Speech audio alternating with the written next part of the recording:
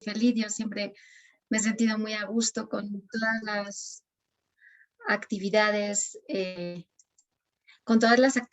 organiza la Asociación Puguias Unchis. Quiero dar las gracias a la doctora Marichelli y a todo el equipo, de manera especial a Cintia, gracias por la presentación, a la profesora Claudia, al profesor Hacho, muchísimas gracias por la acogida. Y bueno, lo que yo quisiera decirles a todos es que esta noche voy a compartir con ustedes algunas cosas que me parecen importantes o básicas sobre el tema de altas capacidades en el marco de la inclusión educativa. Pero a mí me gustaría que fuera un punto de partida, ¿no? Que en realidad es muy difícil meter en hora y media todo lo que se podría hablar del tema, ¿no? Pero quisiera que esto fuera para cada uno de ustedes como profesionales de la educación un punto de partida para que luego sigan indagando, buscando, reflexionando y leyendo. Quisiera pedirles que, bueno, se fijen, vamos a poner, se ve la presentación, ¿verdad? Quisiera pedirles que se fijen un momento en esta imagen. El año pasado hicimos una conferencia también parecida sobre este tema, pero la enfocamos de una manera distinta. Y este año yo pensaba que es muy importante hablar de altas capacidades, pero dentro del concepto y dentro del tema de la inclusión educativa, ¿no? Si se fijan en la imagen, aquí están todos los niños trabajando juntos en un proyecto y desde una perspectiva inclusiva. ¿Por qué inclusiva? Bueno, pues porque si se fijan, ahí están todos en una presencia activa, ¿no? No hay un niño que esté marginado, no hay un niño que esté sin hacer nada o en una esquina. Además están todos participando con éxito, todos están logrando algo, ¿no? Y la obtención de logros es muy importante. Vemos que cada niño es distinto, además, ¿no? Hay una niña que está ahí con su moñito rubio, corriendo con las manos, con las huellas que va a dejar a todo lado, inquieta, ¿no? Hay otro que está más tranquilo, concentrado, dibujando su paloma, otra que está como saludando y de rodillas, otra que necesita una escalera y estar sentada para el trabajo que va a hacer, ¿no? Vemos que se trata de un grupo de niños que están trabajando juntos. Yo pienso que a estas alturas, después de tantos meses en este proyecto de formación tan bonito que ofrece la Asociación Puguias Unchis, ya tiene muy claro que hablar de inclusión no es lo mismo que hablar de integración. Creo que la integración de todos los niños en la escuela supone solo que estén ahí, más o menos presentes. En Perú, yo llevo aquí muchísimos años, creo que cuando llegué, integrar era el primer objetivo y nos conformábamos con hacer que algunos chicos que estaban en sus casas o en centros educativos especiales cada vez salieran más, empezaran a estar con otros chicos, que pudieran asistir a una escuela con niños de su edad. En estas 2 últimas décadas lo que se ha ido logrando ha sido eso, ¿no? Que se vayan integrando a la vida escolar y a la sociedad, que dejen un poco de ser invisibles.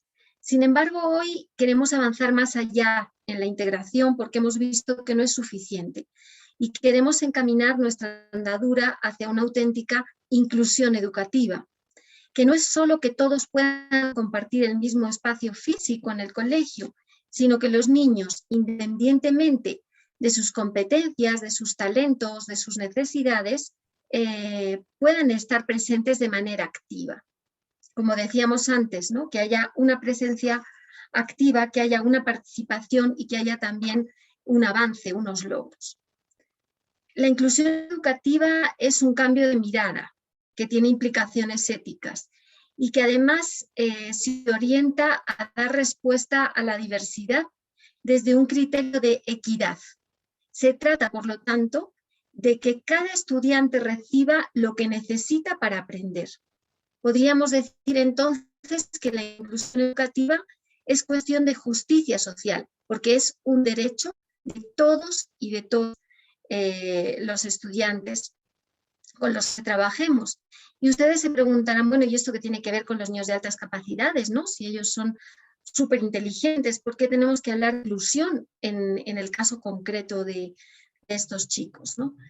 Bueno, pues porque el punto de partida de la inclusión educativa está precisamente en la convicción de que cuando hablamos de grupos humanos, la diversidad es la norma. Fíjense que la neurociencia nos ha enseñado que los seres humanos compartimos una estructura cerebral similar, en la medida en que tenemos unas regiones cerebrales especializadas en unas tareas concretas. Sin embargo, el espacio de cada región en el área total del cerebro y las zonas implicadas que se activan simultáneamente en determinadas tareas son diferentes en cada sujeto.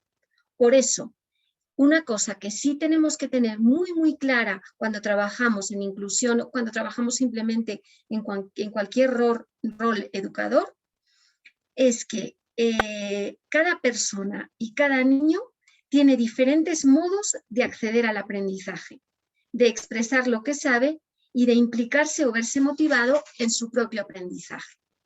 Observen este cuadro que les he puesto aquí, en el que no vamos a detenernos mucho en este momento, porque luego lo vamos a retomar. Es un cuadro elaborado por Carmen Alba Pastor sobre diseño universal del aprendizaje y las redes cerebrales.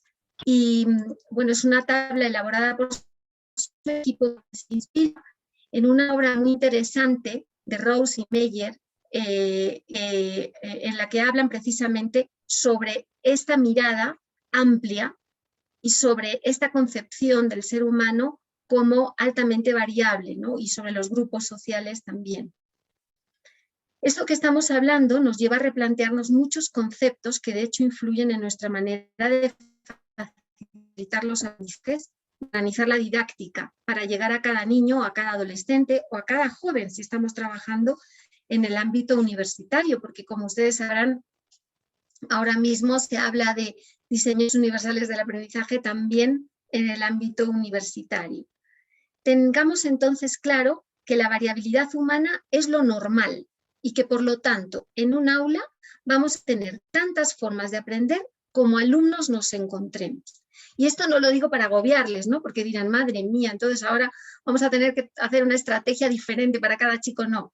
Poco a poco, a lo largo de esta noche, vamos a ver que no tiene que ser así, que hay formas de trabajar que abren la posibilidad de que podamos trabajar con chicos muy diferentes sin tener que hacer tampoco una labor titánica, ¿no? Por eso yo les invitaría a repensar y a replantearse los esquemas previos que tengan. Hay un filósofo francés que este mes de julio ha cumplido 100 años, que se llama Edgar Morin. En 1999 escribió una obra para la UNESCO que se llamaba Los 7 saberes necesarios para la educación del futuro. Además está en PDF, lo pueden conseguir bajándolo, ¿no? En internet es una obra que está abierta a todos, ¿no? Una idea de la que él parte es precisamente la que he copiado aquí. El conocimiento no puede considerarse como una herramienta ready-made, o sea, totalmente hecha, sin examinar su naturaleza. Es una llamada para mí, esto es una llamada a la lucidez que provee el pensamiento crítico, ¿no? Lo que tenemos que hacer siempre es ser críticos. A lo mejor nosotros venimos hablando mucho tiempo de adaptaciones curriculares o tenemos unas ideas concretas sobre lo que es un chico con altas capacidades, pues vamos a intentar abrirnos a mover un poco esas ideas, esos esquemas que tenemos, ¿no? A cambiarlos un poco, por lo menos a criticarlos, a mirarlos así, ¿no? En este sentido, lo que yo les voy a pedir ahora es que tengamos en cuenta que podemos encontrarnos con niños con facilidades y con dificultades para determinadas competencias. Que hay chicos en los que el acceso a los aprendizajes puede estar condicionado por un déficit sensorial o por un déficit cognitivo. También puede haber chicos con problemas específicos de aprendizaje o con un desfase porque su manera de aprender es más rápida o porque perciben las cosas de manera global. Y para ello vamos a ver a qué me refiero.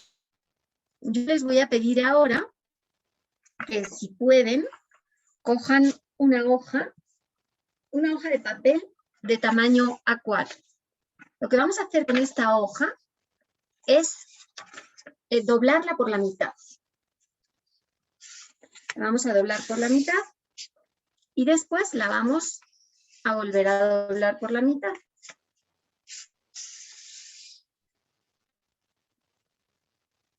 Y luego vamos a hacer una doblez más. Y la doblamos por la mitad y luego otras 2 veces más, ¿no? Después vamos a abrir nuestra hoja y voy a coger las tijeras. Y lo que vamos a hacer es lo siguiente, vamos a recortar así por la mitad, desde aquí abajo, como si fuéramos a hacer una especie de caracol y vamos a hacer una curva. Una curva que nos quede más o menos así. De forma que cuando la abramos, nos salga esto, ¿no? Bueno, lo que vamos a hacer es lo siguiente. Los que quieran pueden anotar porcentajes que les voy a enseñar ahora.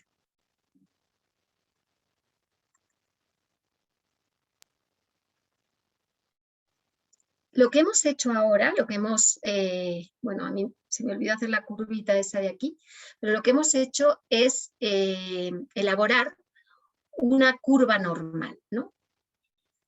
Las 2 líneas que están en el centro marcarían el 50% de la población en el rasgo que a nosotros se nos ocurra, ¿no? En el rasgo en el que nosotros pensemos. Ahí estaría la población, la mayor parte de la población, en cualquier rasgo, que podría ser la inteligencia, si es que estamos midiendo inteligencia, pero también podría ser otra cosa. Podría ser, por ejemplo, una actitud, o podría ser un valor, o podría ser una determinada competencia. Aquí estaría la mayoría de la gente. Es lo que normalmente nosotros, o habitualmente, llamamos normal, ¿no? El resto, los otros 50%, o los otros chicos, el otro 50% se va a dividir a los 2 lados, a la derecha y a la izquierda, un 25% a la izquierda y otro 25% a la derecha. Pues bien,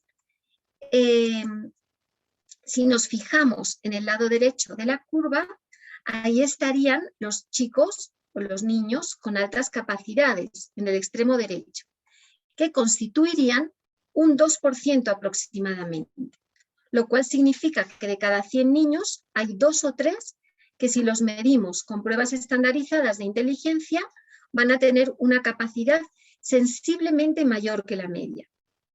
Sin embargo, como protestan o protestamos muchos de los que estudiamos estos temas, cualquier punto de corte en el caso de niños y en un contexto educativo resulta arbitrario por lo que es relativo, ¿no? Por tanto, si quieren pueden guardar esta hoja por amor a la estadística o también la pueden desechar y quedarse con la idea de que la curva normal tiene 2 lados. A la izquierda están todos esos chicos que a veces nos preocupan más porque sentimos que les cuesta aprender y por empatía nos volcamos mucho más con ellos, ¿no? Pero es que a la derecha también hay otros chicos que pueden necesitar mucha ayuda, que pueden necesitar una atención especial y que estarían en el extremo, como si dijéramos, superior. Para profundizar un poco en el tema de la variabilidad humana, les voy a contar una historia que a muchos les resultará familiar. Es la historia del cuarto siervo de la parábola de los talentos, pero no se asusten que no les voy a dar ahora una catequesis, solo les voy a contar un cuento. Pues había una vez un hombre que antes de viajar llamó a las personas que trabajaban con él y les entregó sus talentos para que los cuidaran y los hicieran crecer. Llamó a los 3 primeros y a uno le dio 5, a otro 2 y al otro le dio un talento. Sin embargo, había un cuarto trabajador que se dio cuenta de que el número de talentos dependía de la capacidad. A él le llamó aparte y le dio 7 talentos. Mientras el hombre estaba de viaje, el de los 5 talentos, que era muy listo, negoció para conseguir otros 5 talentos y muy contento esperó a que su jefe regresara porque ya tenía 10 talentos. Mientras tanto, ayudó al de los 2 talentos y le explicó cómo podía conseguir más.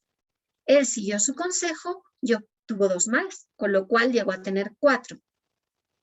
El trabajador que había recibido un solo talento era muy temeroso y un poco impulsivo también. Como todos le conocían, le ayudaban siempre. Él, de todas maneras, no se veía capaz. Sin embargo, terminó consiguiendo un talento extra. Estaba tan eufórico que comenzó a saltar de alegría. Y de pronto, cuando estaba en pleno salto, se dio cuenta de que había perdido el talento extra y se puso a llorar desesperado. Decidió enterrar el talento de su jefe para no perderlo y esperar así su retorno. El cuarto trabajador, al observar a sus compañeros, se dio cuenta de algo, que a los que tenían menos talento les ayudaban más a conseguir otros, y que sin embargo a los que tenían más les ayudaban menos porque creían que eran capaces de conseguirlos solos. Pensó que si ocultaba algunos talentos que él tenía, nadie se daría cuenta de su capacidad y le harían más caso. Entonces ocultó 4 de sus 7 talentos y simuló que tenía solamente 3. Los demás le empezaron a ayudar a conseguir otros. Dejarse ayudar era mejor, porque además parte del trabajo que tenía que realizar se lo hacían sus compañeros. Cuando el hombre llegó de su viaje, se encontró con los 4 trabajadores. Al de un talento le preguntó, ¿conseguiste más talentos? Y él le respondió, conseguí un talento, pero se me perdió, así es que te devuelvo el tuyo. Estamos a mano, ¿eh? Al de los 2 talentos le preguntó, ¿cuántos talentos has conseguido? Y él le respondió, mi compañero me explicó cómo podía conseguir más talentos, seguí sus consejos y aquí tengo 4. Muy bien, le dijo el jefe. Al de 5 talentos le preguntó, ¿y a ti? ¿A ti cómo te ha ido? Él le dijo, muy bien, he logrado ganar otros 5 talentos y ahora tengo 10 para ti. Estupendo, le dijo el jefe. Al cuarto siervo le preguntó, ¿qué te ha ido con los talentos? ¿Has conseguido más? El cuarto siervo en ese momento sintió en el alma que no debía haber escondido sus talentos y le contestó, la verdad es que vi que a los que tenían menos talentos les ayudaban más, así que oculté 4 talentos de los 7 que me diste. He conseguido solo 3 talentos más, pero pienso que no los debía haber ocultado porque ahora tengo menos de los que podía haber logrado. Solo tengo el doble de los que he mostrado y los otros nunca los he utilizado. El jefe puso la mano en el hombro al cuarto siervo y les habló a todos. Hay 2 de ustedes 4 que no han logrado duplicar los talentos que les entregué y les quiero proponer una meta. Ahora quiero que consigan lo que les falta y después que lo vuelvan a duplicar. Tú tienes un talento y tendrás que llegar a 4. Tú tienes ahora 10 talentos. Consigue los 4 que te faltan y trabaja con ellos para que logres tener 28. Les aconsejo que no oculten lo que tienen, porque lo que se esconde no se puede utilizar. También deben saber que no pueden dejar que el miedo les gane, porque el miedo es lo único que hace es que ustedes crean que algo enorme es muy grande y sin embargo es más pequeño que ustedes. Hay 2 que consiguieron el doble de lo que tenían. También les propongo que dupliquen lo que han logrado. Los trabajadores le hicieron caso. El jefe se volvió a ir de viaje. Los que habían tenido miedo antes pensaron que ese miedo era cosa del pasado y se empeñaron en conseguir esos talentos o incluso más. Bueno, quienes recuerden la versión original del relato, habrán visto que aquí las cosas terminan mejor, ¿no? Porque si se acuerdan de la parábola de los talentos, el jefe, el patrón, se queda con los empleados que habían duplicado el dinero y al otro le quita lo que tiene y le despide, ¿no?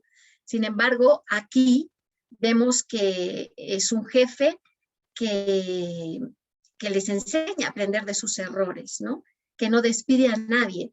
Y bueno, bajo mi punto de vista, esta versión es una mirada más inclusiva, ¿no? Bueno, pues yo les quisiera preguntar, ¿saben ustedes quién es la autora de esta parábola modificada? No soy yo, ¿eh? Pues una niña con altas capacidades de 9 años que me escribió este relato. Y como verán descubriendo esta tarde, me pareció un texto enormemente rico para hablar de altas capacidades y les voy a explicar por qué. En primer lugar, fíjense, La escritora es una niña que nos da su punto de vista. Y es muy importante considerar que se trata de una niña y no de un niño. ¿Por qué? Bueno, pues porque hay muchos niños con gran potencial que pasan desapercibidos. Y parece ser que en el caso de las niñas este hecho es aún mayor. Muchas de ellas, por diferentes motivos, buscan ser invisibles, como se refleja en este relato. Y muchas perciben que deben elegir y que prefieren su adaptación social, aunque sea a costa de ocultar cómo son realmente. Y esto a todos los profesionales que trabajamos en inclusión educativa nos pone frente a un reto, ¿no? Frente a una situación difícil, porque si las personas que tienen altas capacidades se empeñan en ocultarlas o en disimular, nos va a resultar mucho más difícil darnos cuenta, ¿no? Por otra parte, otro aspecto que me parece que queda claro es que los talentos son potencialidades. No es algo que se tiene o no se tiene, no es algo que se es o no se es, porque no estamos hablando de un rasgo fijo e inmutable. Este hecho nos coloca como profesionales frente a una gran responsabilidad, ya que, como veremos, el talento que no se cultiva se pierde. Es decir, es posible que un niño muy talentoso pierda sus talentos si no se le estimula adecuadamente.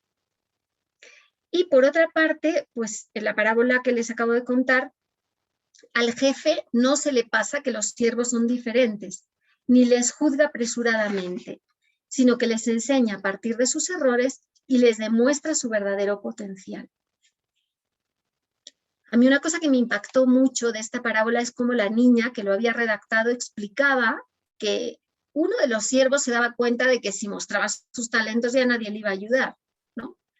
Entonces, ¿qué quiere decir? Pues que un chico con altas capacidades puede sentir precisamente eso, ¿no? Si yo ahora demuestro lo que sé, si demuestro de lo que soy capaz, a lo mejor me van a dejar solo, a lo mejor ya no me va a ayudar el profesor, ¿no? A lo mejor van a pensar que puedo más de lo que en realidad puedo o me van a exigir el triple y eso puede generarme mucho estrés, ¿no?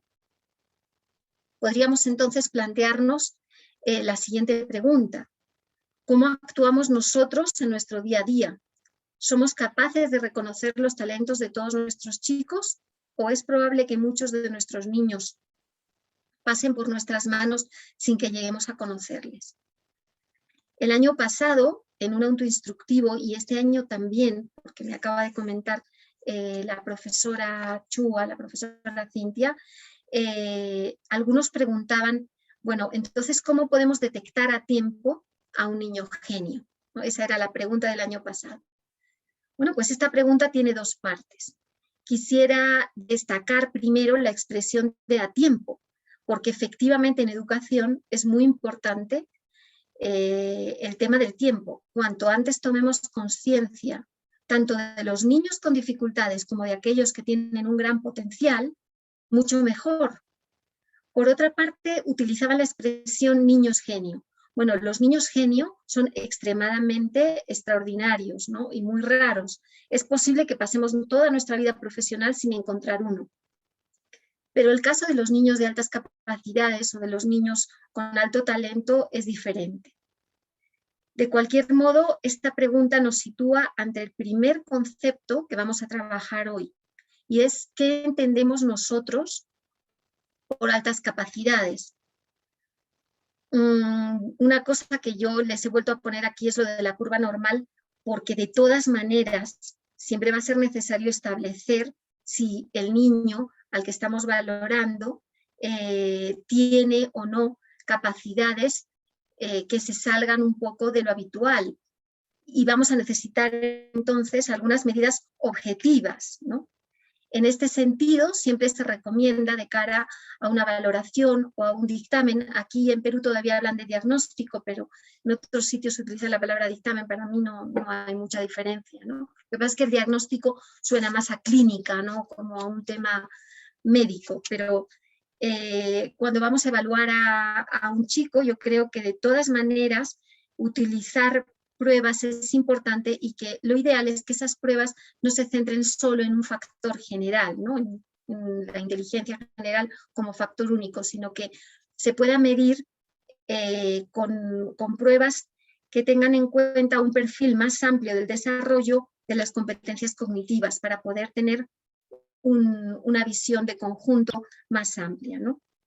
Teniendo en cuenta la pregunta que antes mencionaba, a los niños genio en realidad se les suele llamar prodigio y son aquellos que realizan una actividad fuera de lo común para su edad y que son capaces de producir algo que puede competir en un campo específico con adultos, por lo que suele ser muy visible, porque suelen ser mejores que los adultos en ese campo específico, ¿no?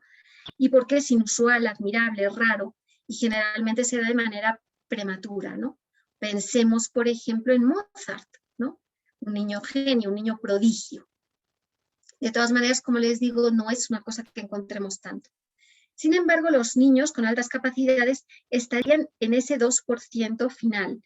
Se dice que por encima del cociente intelectual, no coeficiente, cociente intelectual de 130, pero con un perfil más bien regular, es decir, suelen tener casi todas sus capacidades bastante altas, ¿no?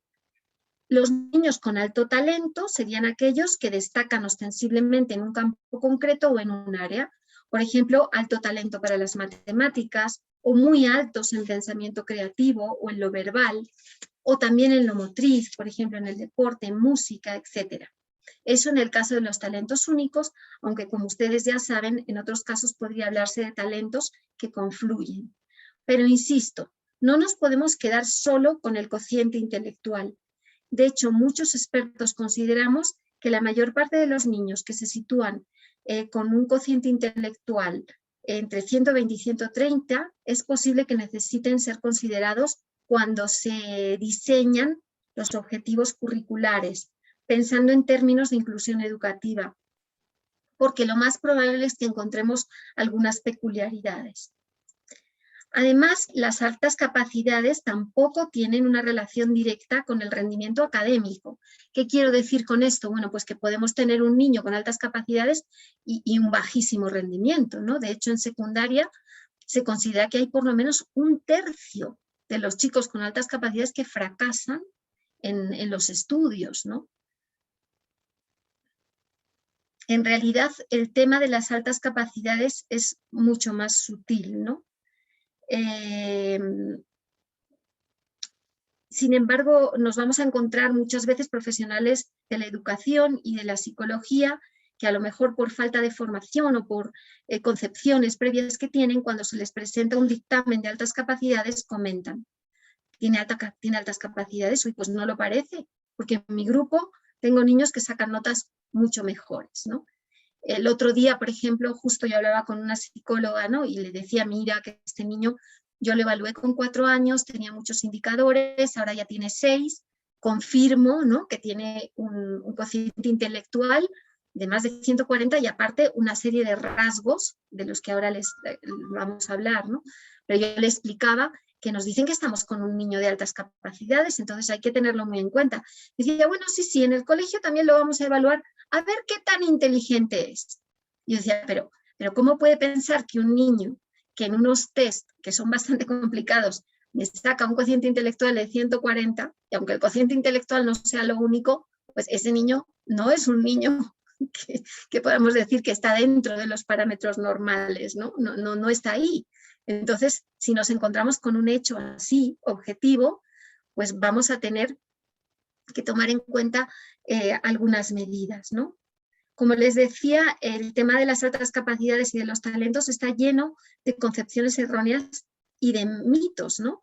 Pensamos a veces que un niño de altas capacidades tiene que tener unas notas muy altas o destacar en todo, que tiene que ser un alumno pluscuamperfecto, súper responsable, parecerse a Mozart, a Einstein, ¿no?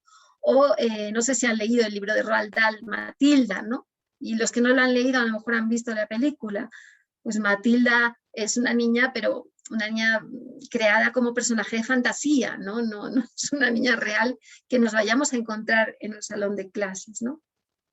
Por eso les pongo esta transparencia, ¿no? Donde dice que las altas capacidades son un tema que se presentan de manera mucho más sutil. Y más que fijarnos en la excelencia de un niño a la hora de evaluarlo, deberíamos fijarnos en algunas cosas. Nosotros como profesores podemos fijarnos, por ejemplo, en cómo interactúa con sus compañeros, ¿no? A veces son niños que les gusta mucho observar, pueden ser muy selectivos, ¿no? Y a veces en algunos colegios nos empeñamos, ¿no? En que lo mejor es que un niño tenga muchísimos amigos, hartos amigos, y se tiene que relacionar con todos, y tiene que ser el rey de la fiesta, y no todos los niños son así, ¿no? Entonces puede haber niños con altas capacidades muy sociables, pero muchos de ellos suelen ser tímidos, ¿no? Y aparte de tímidos, pues como les digo, muy selectivos, muy observadores, a veces están mirando a ver con quién se relacionan, y esto no es un signo de falta de habilidades sociales, ¿no? Sino a veces incluso son muy intuitivos. Entonces eligen pues aquellas personas con las que realmente se sienten cómodos, ¿no?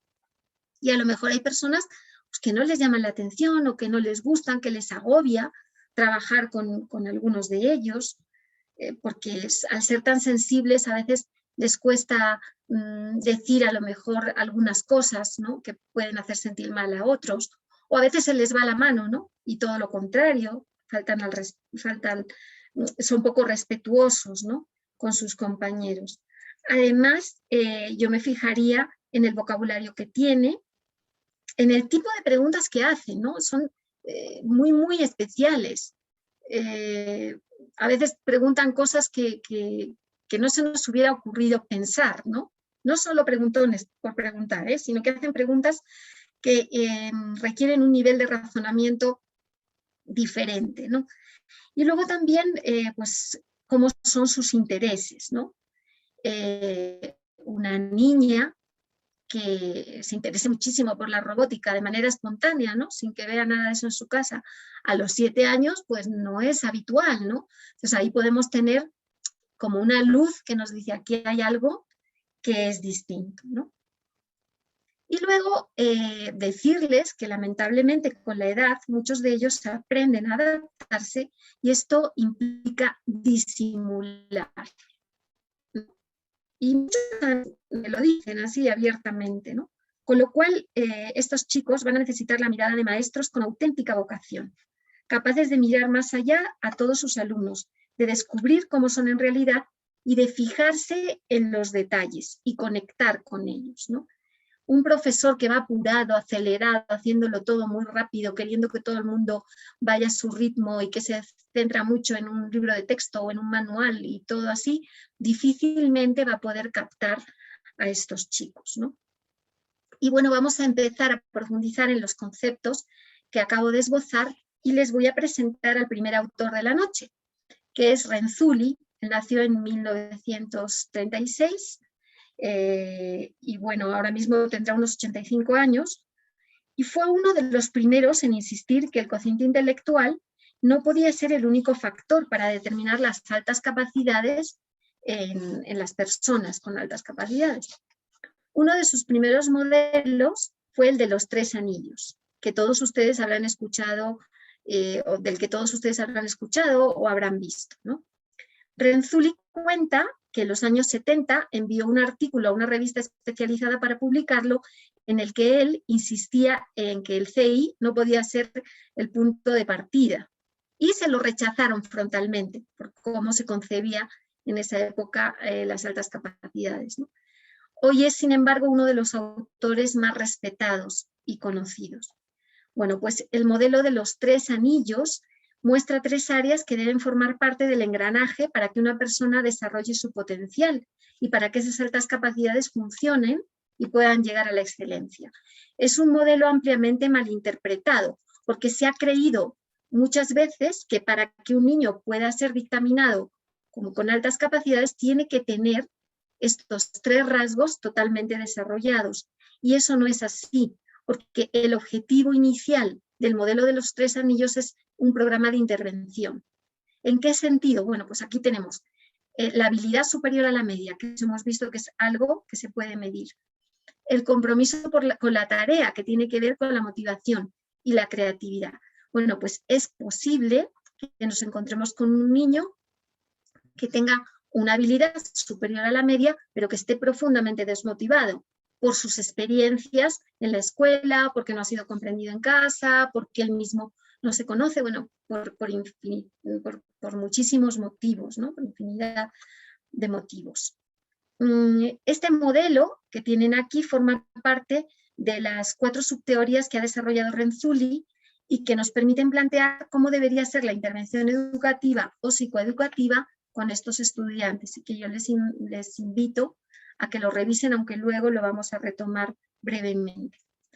Otro autor inevitable es François Gagné, que es profesor de fue profesor de psicología en la Universidad de Quebec en Montreal y se jubiló, pero continúa con proyectos editoriales y de investigación, ofreciendo entrevistas y conferencias. Este autor nos va a orientar mucho en una de las preguntas que me comentaban en el equipo que ustedes han hecho, ¿no? Si las altas capacidades se nace con ellas o se desarrollan. Y les voy a comentar un poco qué es lo que él dice. Él dice, por ejemplo, ¿no? Si nosotros nos preguntamos, ¿es posible hacer que un niño llegue a tener altas capacidades a base de estimulación? ¿O se puede estimular la inteligencia de un niño para que llegue a ser superdotado? Bueno, pues Gagné plantea el tema de las altas capacidades como un proceso que atraviesa diferentes etapas y que va de los genes al talento.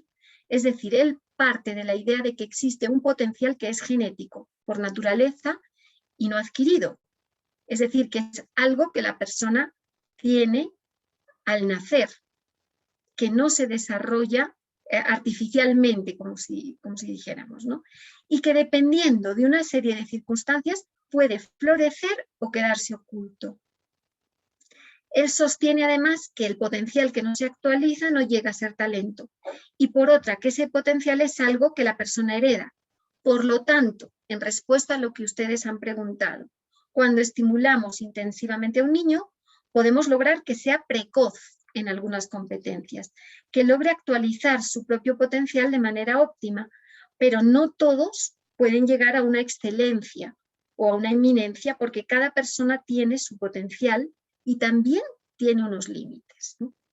Gagné, por ejemplo, dice que todas las personas tenemos áreas en las que somos mejores o peores y que todos tenemos algo que se nos da especialmente bien, pero no podemos decir que todos estemos igual de dotados, porque hay personas que tienen características que por su naturaleza les colocan muy por encima del promedio de sus iguales, ¿no?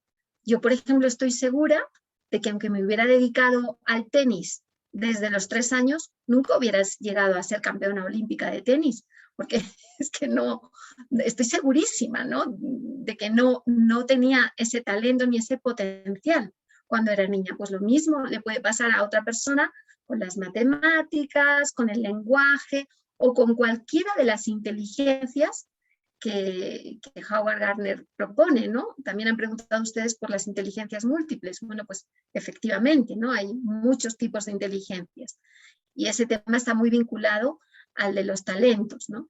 Bueno, pues no todo el mundo tiene un potencial igual en todas las inteligencias, ni todo el mundo tiene un alto potencial para desarrollar alguna de ellas. Según Gagné, todos los niños que nacen tienen una serie de capacidades naturales o dones que no son iguales. Se necesitan, por lo tanto, 4 elementos en su modelo para que estas capacidades pasen de los dones al talento. En primer lugar, lo natural. En segundo lugar, la educación. Es decir, todo lo que nosotros podemos hacer por ellos en casa y en la escuela. En tercer lugar, estarían las cualidades personales. Y en cuarto lugar, otros elementos del entorno que podríamos llamar oportunidades. ¿Qué quiere decir esto? Pues que hay aspectos que el niño va a desarrollar por su propio proceso de maduración, pero esa es solo una parte del potencial, ¿no? Hay niños que no sabemos por qué aprenden a leer casi solos, ¿no? O aprenden a hablar muy pronto. Sin embargo, el resto va a depender de la educación que reciba en casa y en el colegio, de que desarrolle o no una serie de cualidades personales, porque una persona puede tener unos grandes dones heredados. Puede ir a un colegio maravilloso donde le entiendan y le ayuden a desarrollar ese potencial. Pero si eso no va de la mano con una serie de características de personalidad, como pueden ser, por ejemplo, la perseverancia, el tesón, ¿no? Como puede ser, por ejemplo, el optimismo, ¿no? Y otra serie de rasgos, es muy probable que no logre desarrollar todo su potencial. Y por otra parte, además, hay factores del entorno, entre los cuales puede haber aspectos como el azar, es decir, la suerte y las oportunidades que la persona tenga, ¿no? Sé que muchos de ustedes trabajan en zona rural, ¿no? Con chicos que cuentan con un entorno familiar en el que puede ser que no tengan muchas oportunidades, ¿no? Bueno, pues es que estas oportunidades del entorno también pueden ser cruciales. Por eso, dado que todos estos factores dependen de la escuela y de la familia, tenemos muchísima responsabilidad, ¿no? Desde inicial. Si nosotros encontramos un chico que es un poco diferente, vamos a tener que ayudar a que todo el entorno que nosotros le brindemos, ¿no? y la familia, en la medida de lo posible, ayuden a que esta persona desarrolle su potencial, ¿no? Estos 4 elementos se sintetizan en su modelo diferenciado de dotación y talento. El MDDT 2.0 es una versión actualizada que él llevó a cabo entre los años 2007 y 2008. No vamos a profundizar ahora en esto, pero sí es importante que hagamos una distinción terminológica. Lo primero es que la dotación es la posesión y uso de las capacidades naturales o aptitudes en al menos un área o dominio de la capacidad que sitúe al individuo en un 10% superior. Todo esto es dentro del modelo de Gagné. El talento es un dominio destacado de las capacidades sistemáticamente desarrolladas o competencias, es decir, los conocimientos y las destrezas que el individuo ha desarrollado en un grado que le sitúa dentro de ese 10% de su grupo de edad, 10% superior, ¿no? Y que también ha trabajado dichas competencias. Por lo tanto, algo que tenemos que diferenciar es el potencial y la actualización, la aptitud y el desempeño y la promesa y el logro. Gagné define el talento como llegar a ser excelente en lo que uno hace a base de ejercicio, práctica y conocimiento. Y esa práctica sistemática se va a dar solo si la persona desarrolla interés y motivación. Es decir, si un chico tiene altas capacidades, pero en el colegio no se le dan los recursos para que se sienta motivado e interesado, que no sienta gusto por aquello para lo que está más dotado, es probable que no lo logre. Además, Gagné en su modelo establece diferentes niveles de capacidad, ¿no? Pues igual que cuando ustedes han estudiado las dificultades por déficit cognitivo, veían que había gente que tenía más déficit y gente que a lo mejor tenía un déficit leve, lo mismo se podría aplicar al tema de las altas capacidades. Sin embargo, con relación a esta tabla, yo quiero insistir en la idea de que, tal y como Pfeiffer sostiene, Pfeiffer es un autor que me gusta muchísimo en el tema de altas capacidades, la dotación en realidad es un constructo social, es decir, no es algo real o tangible, lo cual quiere decir que cualquier criterio de prevalencia que nosotros utilicemos es arbitrario e inexacto, porque depende de definiciones cuya objetividad es limitada, es decir, depende de conceptos que nosotros tenemos y que siempre pueden ser cuestionables o criticables, ¿no? En síntesis, bueno, antes de que hagamos esa síntesis, algo que tenemos que tener muy claro es que el potencial que se actualiza no llega a ser talento, ¿no? Y aquí tienen una imagen en la que hay una situación física sobre el tema del potencial. La pelota tiene una energía potencial que solo se va a convertir en energía cinética si es lanzada, pero con una serie de condicionantes que tienen que ver, por ejemplo, pues con la masa, el peso y la altura. Lo que sucede es que nuestros niños de altas capacidades no van con una pelota en la mano, ¿verdad? Entonces, no siempre es fácil ver ese potencial. Y ahora sí nos vamos a recopilar, ¿no? Como síntesis de lo que hemos dicho hasta ahora, podemos decir que las altas capacidades son una manifestación diferencial del desarrollo cognitivo, ¿no? Por lo tanto, a la hora de definir qué es esto de las altas capacidades, podemos decir que consisten en un potencial cognitivo que tiene una base neurológica, como nos ha explicado Gagne, que no depende, por tanto, solo de la estimulación, que se expresa en un perfil elevado y no muy irregular, o sea, que suele ser parejo, con unos rasgos de personalidad y... ¡Ay, no está saliendo! Sí. Y un patrón motivacional y también con un desarrollo emocional. La existencia de un procesamiento diferencial de la información en las personas con altas capacidades está además vinculada a ciertas peculiaridades emocionales y motivacionales que vamos a ver ahora. Y por eso les presento a Jan Schiot-Pachín, pero lo que voy a hacer es hacerles escuchar mejor un vídeo en el que la entrevistan para que puedan comprender un poco mejor a lo que me refiero. Se acaba de publicar Demasiado inteligente para ser feliz y está a punto también de salir al mercado la guía científica de las altas capacidades, lo que comúnmente llamamos superdotados. Bien, para hablar de este inabarcable tema se encuentra con nosotros Josep de Mirandés, es secretario general del Consejo Superior de Expertos en Altas Capacidades y profesor del Máster de Altas Capacidades de la Universidad de Castilla-La Mancha. Muy buenas tardes, bienvenido. Hola, buenas tardes, muchas gracias. Bueno, en primer lugar, a mí me gustaría saber cómo se descubre que un adulto o un niño es superdotado. El proceso empieza por una detección, un primer contacto, una primera apreciación que pueden hacer los padres, los médicos, los pediatras, los educadores también. Después puede hacerse una evaluación psicopedagógica. Bueno, les voy a pasar un poco el vídeo porque me parece que les he puesto el vídeo completo y lo que yo quiero que vean en realidad es lo que dice esta autora. Y la vamos a ver ahora.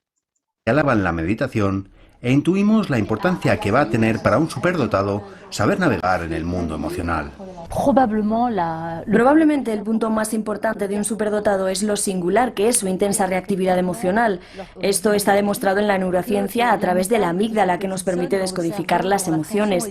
Algo que para el resto del mundo es absolutamente banal, para ellos es un cataclismo porque viven mucho más con las emociones que con lo mental, al contrario de lo que se piensa. En ellos todo pasa por el corazón antes de por la cabeza, lo que les lleva a una gran vulnerabilidad porque tienen mucha empatía con los demás, crean una unión con los demás y llegan a tener los mismos sentimientos que los demás y sienten el mismo sufrimiento.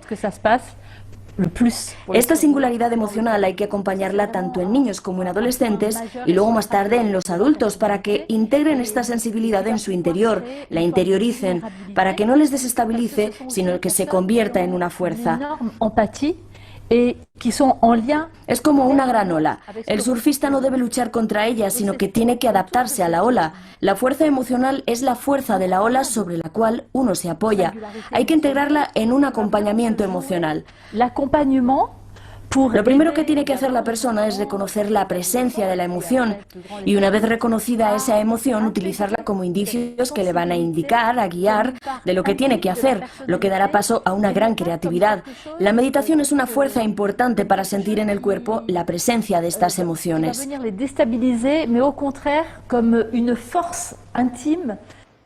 Bien, escuchando las declaraciones de Jan, ¿se podría decir que este tipo de inteligencia es una mezcla entre fuerza y fragilidad, Josep, o no? Bueno, como les decía antes, lo que yo quería es que la escuchen a ella, porque me parece interesante, aunque no comparto al 100% su punto de vista, algunas cosas de las que dice, ¿no? Efectivamente, para esta autora, parece que las personas con altas capacidades, todo pasa por el corazón antes de por la cabeza. Y de acuerdo con sus observaciones, la inteligencia extrema es indisociable de la sensibilidad extrema y de la extrema receptividad sensorial, ¿no? Yo en lo que coincido con Schiot-Pachín es en algunas de las descripciones que realiza del funcionamiento cognitivo y del mundo emocional de las personas con altas capacidades, aunque no comparto, como les decía, al 100% su mirada ni la idea de que se puede ser demasiado inteligente para ser feliz. Yo creo que las altas capacidades podríamos verlas desde una toma de conciencia de la complejidad interior que implica. Es decir, que nosotros como educadores o como profesionales de la psicología tenemos que saber que son personas muy complejas y hacernos cargo de ello, pero tampoco es necesario hacer trágicos pronósticos o quedarnos solo con el sufrimiento que estas personas pueden llegar a experimentar a lo largo de su vida. Algunas por supuesto que sí, y yo lo veo, y además es verdad que hay una prevalencia mayor de ansiedad y de trastornos depresivos, pero no siempre es así, ¿no? Porque va a depender muchísimo del entorno y de cómo se les ayude a canalizar todo esto. Yo creo que por hoy las altas capacidades podemos verlas más como una oportunidad que como una carga, y que en todo caso esté en nuestras manos hacer que estos dones que el estudiante trae al colegio se conviertan en una riqueza para los demás, que florezcan para sí mismos y también que sean unas puertas que se abren, ¿no? Yo lo veo desde esa perspectiva. Sin embargo, como les decía, esta autora tiene una aportación muy importante que se relaciona con la necesidad de comprender a la persona no solo mirando su cociente intelectual, sino también la red afectiva. Y nos dice que es preciso tener en cuenta que se trata de personalidades singulares, con múltiples recursos intelectuales y emocionales, cuyo potencial solo puede encuadrarse como una fuerza positiva si es conocido, o sea, si lo sabemos, si es reconocido por la misma persona y si es comprendido, tanto por la persona que tiene altas capacidades como por las personas que están en su entorno. Ella, por ejemplo, está convencida de que existe una organización cognitiva particular en el cerebro de las personas con altas capacidades y que tiene que ver con algunos rasgos que les voy a comentar ahora brevemente. Por un lado, nos habla de un cerebro en hiperactividad, que muchos de ellos describen como un pensamiento que no para y que en algunos momentos les genera dificultad para expresar con palabras lo que piensan o lo que experimentan. Yo conozco una niña que a veces me decía, es que a veces me gustaría que mi cabeza pare de pensar, ¿no? Una niña pequeña me lo decía, me parece con 7 años o con 8, una niña con altas capacidades, como diciendo, ya, deja de producir, ¿no? Bueno, con esa niña lo que se ha hecho ha sido canalizar, porque era además con una creatividad altísima, ¿no? Se ha tenido que canalizar por ahí. Pero hace poco hablaba con una joven que tiene altas capacidades y que me decía que una cosa que a ella le faltaba era vocabulario, porque es que ella quería expresar muchas cosas y no podía, ¿no? Y es verdad que en algunos aspectos le faltaba vocabulario porque tiene una historia de bilingüismo, ¿no? Y no ha podido consolidar el español, pero también es porque tiene altas capacidades y a ella le cuesta poner en palabras muchas de las cosas que piensa. Por otra parte, también hay una tendencia al procesamiento simultáneo de la información, y esto es muy interesante desde el punto de vista pedagógico, ¿no? A veces les resulta muy difícil seleccionar la información pertinente y, por lo tanto, sintetizar, o a veces el profesor da una explicación grande, larga y amplia, y el niño con altas capacidades va a preguntar, a ver, una pregunta, pero ¿te refieres a esto? O sea, les cuesta a veces ir como al grano, ¿no? Y se pierden en todo ese mar de ideas que a lo mejor a otros chicos sí les puede ayudar, ¿no? Pero a ellos no siempre. Y esto puede ir además acompañado de un déficit de inhibición latente, por el que no logran jerarquizar y clasificar los estímulos y la información que llega al cerebro. Entonces a veces les cuesta atender al canal sensorial relevante, o sea, a veces están distraídos, no porque tengan un déficit de atención, sino porque están atendiendo no al estímulo que les ayuda a resolver la tarea o la actividad, sino a otra cosa, ¿no? Junto a lo anterior, su estilo cognitivo suele ser dependiente de campo. ¿Qué quiere decir esto? Que suelen percibir de manera global, por lo que fácilmente se pierden en el contexto que les rodea y les puede costar, lo que les decía antes, extraer lo esencial. Por eso muchos de estos estudiantes son más eficaces en tareas cerradas, un poquito esquemáticas, que abiertas. O sea, les ayuda mucho el esquema, la tabla, ¿no? Porque pueden centrar ahí la información. Además, esta autora nos habla del pensamiento arborescente, ¿no? Que velozmente conecta unas ideas con otras. Son chicos que están hablando de una cosa y se van a otro tema y a otro tema y a otro tema, ¿no? Y esto, aunque sea maravilloso para la creatividad, también a veces puede ser agobiante para ellos mismos, ¿no? No es un pensamiento lineal. Entonces, al tratar la información de manera simultánea y cada idea generándoles otra, a veces les cuesta organizarse, ¿no? En cuanto al pensamiento global, algo que me olvidé de explicarles antes, es que, bueno, pues hay muchos niños de estos que aprenden a leer con lectura global, ellos solos, ¿no? Y luego les cuesta la ruta fonológica. Entonces, cuando se encuentran con palabras más largas, a pesar de que son grandes lectores, les puede costar descodificar porque leen globalmente. O en matemáticas vamos a encontrar que nos dan una respuesta casi intuitiva, ¿no? Y nosotros le pedimos que nos digan cuál es el procedimiento por el cual han llegado a ese resultado, que además es correcto o es muy cercano al correcto, y puede ser que no sepan cómo lo han hecho, ¿no? Y eso no quiere decir que han copiado, ni que se lo han dicho en casa, ni nada de eso, sino que ellos lo han visto muy claro, ¿no? Y hay que permitirles además que hagan eso, no les podemos estar martirizando con que todo lo lleven a una metacognición. A veces es bueno, pero a veces también es bueno tener la flexibilidad de que hagan las cosas un poco a su manera, ¿no? Además, esta autora insiste mucho en una cosa que se llama hiperestesia y en la hiperreactividad emocional, es decir, en la presencia de una percepción intensa y simultánea de los sentidos que genera, ante la invasión emocional, que el córtex prefrontal se desactive. Y entonces, como el córtex prefrontal es la zona del cerebro que controla las emociones y organiza el pensamiento, es la zona además responsable de las funciones ejecutivas, el resultado puede ser una gran sensibilidad emocional y en algunos momentos reacciones exageradas y mal controladas, ¿no? A veces nos vamos a encontrar chicos con muy poca tolerancia a la frustración, que entran en angustia con cosas muy pequeñas, ¿no?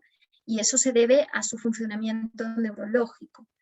Además, esto se une a una hiperreactividad que se ha mencionado más arriba, y es que reaccionan de manera muy intensa y tienden a reprimir y a controlarse. Entonces, después explotan por cosas aparentemente insignificantes, ¿no? Y uno dice, pero si es tan inteligente, ¿por qué no puede resolverlo, ¿no? Bueno, pues precisamente por lo que les estoy explicando ahora.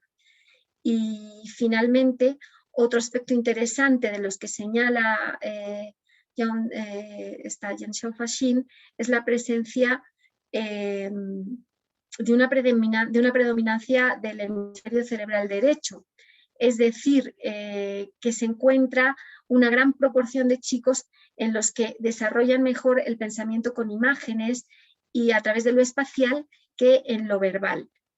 Aunque muchos chicos con altas capacidades tengan un vocabulario muy elevado y sean capaces de construcciones morfosintácticas complejas, también hay otros que no, que tienen, sin embargo, una predominancia para todo lo espacial y para todo lo que no es verbal.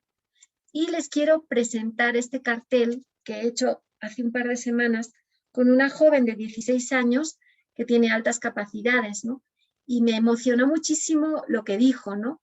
Y me parece, lo traigo aquí porque me parece que lo que expresó tiene mucho que ver con lo que estamos hablando del desarrollo emocional de estos chicos, ¿no?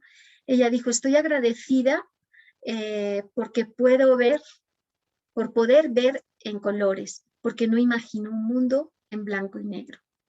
Me pareció súper bonito, ¿no? Y súper profundo. Bueno, pues muchas de las características que se han descrito tienen que ver con un aspecto muy importante que no podemos eludir cuando hablamos de las personas con alta capacidad, y es la creatividad. Y aquí les presento a otra autora esta noche, Erika Landau, que fue superviviente de un campo de concentración en Ucrania, quien habla de la alta creatividad o de la creatividad como estilo de vida, como postura existencial, y una de sus máximas es soy creativo, luego existo.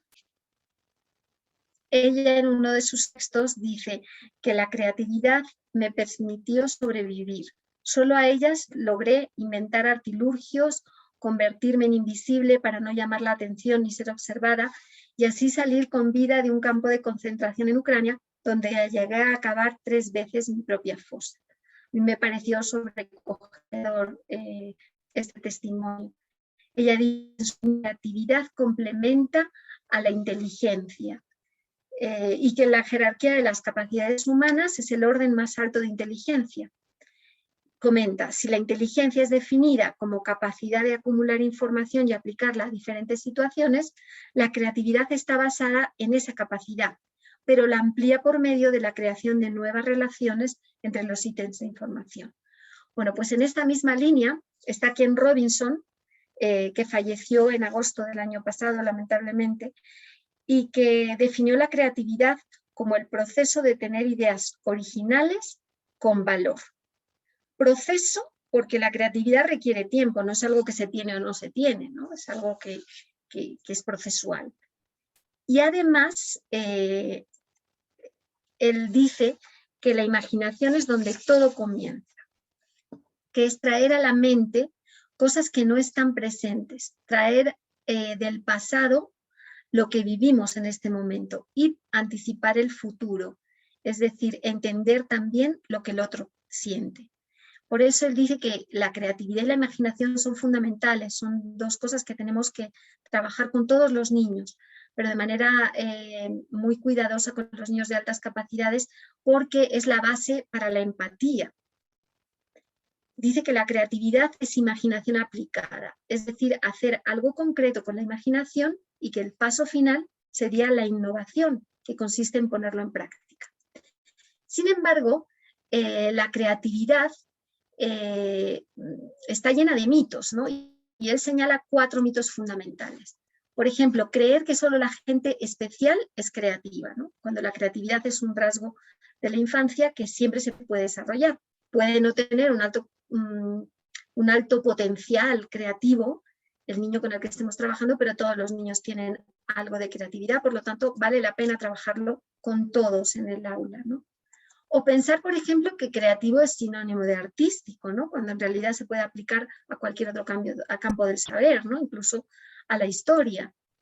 También pensar que la creatividad es sinónimo de libertad y por lo tanto antónimo de disciplina, cuando es todo lo contrario, ¿no? Si una persona quiere llegar a ser un gran creativo, no sé, en cine o en música, va a tener que pasar muchísimas horas dedicado a aprender y a entrenar técnicas concretas. Un músico que diga soy autodidacta y yo he aprendido solo y no, pues podrá hacer algunas cosas graciosas o simpáticas, ¿no? Pero un verdadero virtuoso de la música, una persona que llegue a la excelencia, va a tener que entrenar durante muchísimas horas y va a tener que estudiar durante años. Entonces, no pensemos que la creatividad es el caos y el desorden, ¿no? Aunque algunas personas creativas sean un poco desordenadas, ¿no? Y luego, el pensar que la creatividad no se enseña, ¿no? Pues si se enseña, como ya hemos visto, necesita bastante entrenamiento. Por lo tanto, podríamos decir que el principal problema de las altas capacidades es educativo. Y esto quiere decir que depende, por supuesto, de las administraciones, por ejemplo, del Ministerio de Educación, de los directores y de las instituciones educativas, pero que también depende de cada profesor y que nosotros en nuestras aulas podemos crear entornos que faciliten el desarrollo de estas altas capacidades, ¿no? Hay expertos en altas capacidades que nos hablan de este tema y que vamos a ver ahora. Pero antes yo les pongo este cartel como una llamada a la reflexión, en el sentido de que no nos podemos quedar en quejarnos pues de la normativa educativa, de que las leyes no nos ayudan, de que no tenemos recursos, de que el director de mi colegio no le da importancia, porque cada uno en su aula o en su asignatura puede ser el cambio que quiera ver en el mundo, ¿no? Y porque es posible hacer cosas también a pequeña escala. Hay un autor que se llama Javier Tourón, que tiene un blog muy interesante donde habla de muchos temas sobre altas capacidades, que dice que no podemos seguir pensando en la escuela como un mecanismo reproductor de conocimientos, con el profesor como protagonista. Y esto es así, ¿no? Porque en realidad hay muchas otras competencias que los niños tienen que desarrollar y muchos ritmos de aprendizajes, como ya hemos visto, ¿no? No podemos seguir con una escuela como hace 50 años y tenemos que formarnos, tenemos que poner interés, tenemos que ser cuidadosos y ser constantes, ¿no? Este sería el punto de partida a la hora de plantearnos qué hacemos ahora con los niños que tienen altas capacidades. Bueno, pues formarnos e informarnos, interesarnos por ellos y en el tema, vivir desde una ética de cuidado nuestra profesión y ser constantes en aquellas medidas que pongamos en práctica, ¿no? Y además plantearnos una serie de preguntas, ¿no? Por ejemplo, ¿es mi escuela una máquina de destruir talento? Fíjense en esta aplanadora que les he puesto acá, ¿no? Mientras sigamos pensando que la escuela es un lugar de normalización, que esto nos lo decían antes, yo he escuchado el término normalización cuando estaba en la universidad, hay que normalizar a los chicos. Bueno, pero eso ya sabemos que no es así, ¿no? Que no podemos pensar en la escuela como un entorno de normalización donde aspiremos a que todos vayan a un mismo ritmo. Porque si lo hacemos estaremos ignorando, primero, a un montón de niños y segundo, acabando con la riqueza que es propia de la diversidad de todo grupo humano. Si queremos sociedades inclusivas, no podemos pensar en aplanar, ¿no? Sino que tenemos que valorar la diversidad como riqueza. Por otra parte, de manera más personal, cada uno de nosotros podríamos preguntarnos, ¿soy capaz de coger el registro de mis alumnos y describir sus capacidades al margen de su rendimiento académico? Si yo ahora, a pesar de que estamos en una situación de virtualidad o de sin presencialidad, ¿podría hacer yo esto? Coger el registro y decir, este chico tiene esto, este otro chico tiene esto otro, este destaca en esto, a este le cuesta esto, pero tiene esta otra capacidad. Llevamos casi 2 años escolares en una modalidad educativa a distancia, pero ya sé manejar las herramientas, ¿no? Este año escolar, este curso, conozco a mis alumnos, he aprendido a identificar los talentos que mis estudiantes podrían desarrollar a través de lo que aprenden conmigo, tengo un plan para que cada uno optimice su potencial y a la siguiente pregunta solo podré responder afirmativamente si tengo claro lo que ya saben, lo que necesitan seguir aprendiendo, su nivel de compromiso o motivación, sus metas personales y las del curso o grado, cuáles son los patrones de aprendizaje que tiene y también qué estrategias diferenciadas puedo poner en marcha. Por otra parte, también podría preguntarme lo siguiente. ¿Hay talentos que se pierden por nuestra ignorancia, negligencia o inacción en mi aula o en mi colegio? Y bueno, muchos de ustedes se preguntarán ahora, está bien, pero ¿cómo podemos trabajar con alumnos de altas capacidades? Bueno, pues en primer lugar yo creo que tenemos que avanzar hacia una escuela diferenciada, ¿no? Y que lo podemos hacer si buscamos con honestidad la inclusión educativa, que no es pretender la igualdad, ¿no? Porque pretender la igualdad no solo es absurdo, sino que perjudica a todos, a los que tienen un ritmo de aprendizaje más rápido y también a los demás. Además, no podemos dar a todos lo mismo al mismo ritmo, basándonos, por ejemplo, solamente en la edad. Esto sería injusto porque no es equitativo, ¿no? Y todos tienen derecho a una igualdad de oportunidades. Necesitamos, por lo tanto, que nuestras escuelas sean adaptativas, centros de desarrollo del talento. Y este ideal puede sonar utópico, pero yo creo que no es imposible porque tenemos los medios y los avances tecnológicos para lograrlo, y más aún ahora en el momento en el que todos hemos aprendido y hemos tenido mucho tiempo, estamos teniendo mucho tiempo para aprender y adaptarnos a herramientas y formas de encontrarnos que antes no utilizábamos. Con esta visión y si avanzamos a un plano más práctico, pues podríamos ver que hay muchos sistemas, muchas técnicas didácticas para avanzar. Como el tiempo se nos está yendo, simplemente decirles que Renzulli, por ejemplo, bueno, este es un tema que lo tendríamos que ver en otro momento, ¿no? Pero el creador de la teoría de los 3 anillos, que ha ampliado muchísimo su modelo, ya desde principios, no sé si ha sido desde junio de este año, está traduciendo su sistema de Renzulli Learning Online al castellano y se está experimentando en España. Un modelo de enriquecimiento para toda la escuela, pero que sea inclusivo para chicos con altas capacidades. que se basa en su modelo triádico del aprendizaje y que está orientado hacia la personalización, ¿no?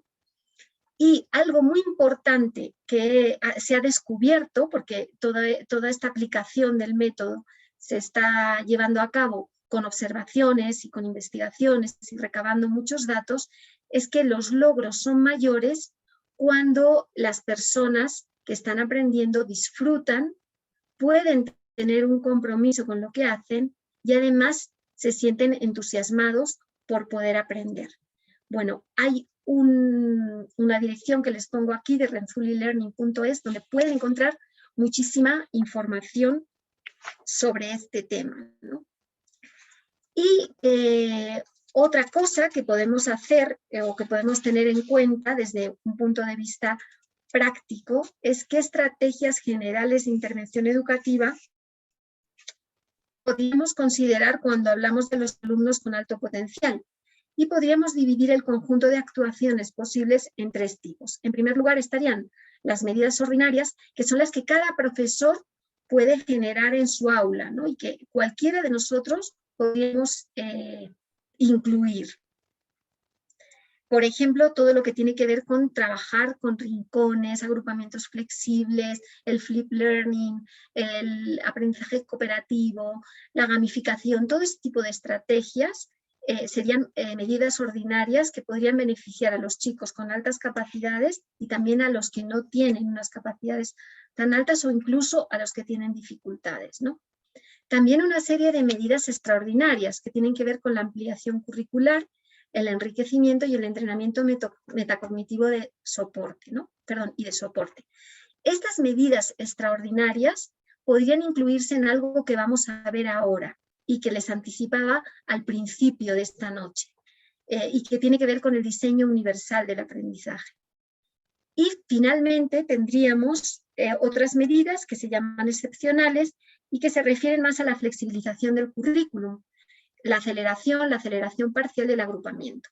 Esto tiene que ver con adelantar a los niños que tienen altas capacidades de un grado a otro, que habría que ver, ¿no? En algunos casos es la única forma de lograr que el niño se adapte y en otros no, pero la normativa actual en Perú nos lo pone muy difícil, o sea que tendría que hacerse como un acuerdo interno del colegio, pero valorando mucho si realmente es la mejor solución o si no hay otra, ¿no? Porque tal y como está organizado nuestro sistema educativo en este momento, quizás es mejor que un chico esté con los de su edad, ¿no? Pero también planteémonos, ¿no? Yo tengo un chico que tiene altas capacidades, que ve perfectamente, que ya está empezando a multiplicar, que tiene unos logros increíbles y que el pobre cumple años, me parece el 3 de abril o una cosa así, ¿no? Entonces es el mayor de su salón y encima tiene un cociente intelectual de 140. Entonces el pobre está, como si dijéramos, con un desfase curricular de 2 años. Si no se hace un buen diseño curricular, pues se va a sentir fuera de foco. Entonces a lo mejor hay casos en los que sí valdría la pena plantearse una aceleración del currículum, ¿no? Bueno, pues yo les diría también, antes de pasar a la última parte de esta conferencia, que tengamos en cuenta cuando nosotros nos planteamos qué podemos hacer con los chicos de altas capacidades, que la evaluación es el elemento clave de todo diseño curricular. Aunque a veces nos suene raro, evaluación no es calificación, pero la mejor manera de cambiar cómo los alumnos se aproximan al aprendizaje y cómo aprenden es cambiando los métodos de evaluación. Si no hay ningún método de evaluación, mal.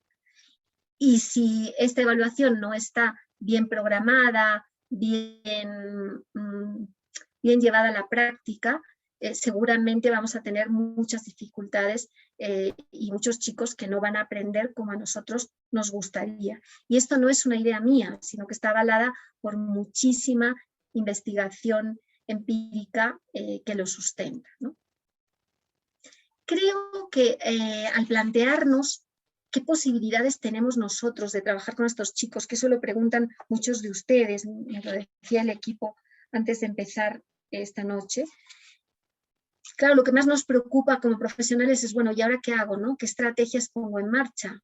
Bueno, pues a mí me parece que merece la pena que exploremos justo el diseño universal del aprendizaje, porque cuando hablamos de DUA nos planteamos decididamente que es importante que todos tengan la oportunidad de aprender en la escuela. Y esto es algo que incluso autores como Javier Tourón, que son muy partidarios de la aceleración del currículum y de agrupaciones o de agrupamientos muy diferentes en la escuela, también menciona, ¿no? Creo que el diseño universal para el aprendizaje nos da la posibilidad de crear verdaderos entornos inclusivos en nuestras aulas.